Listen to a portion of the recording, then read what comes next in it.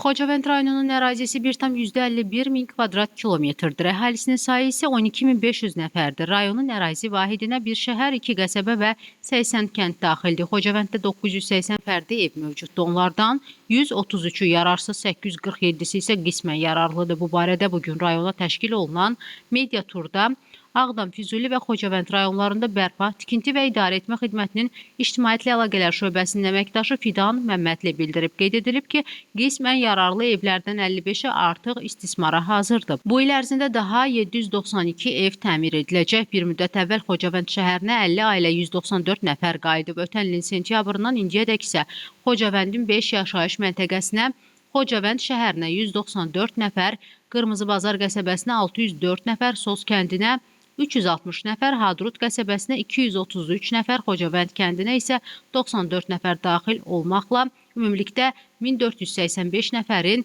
355 ailənin qayıdışı təmin edilib.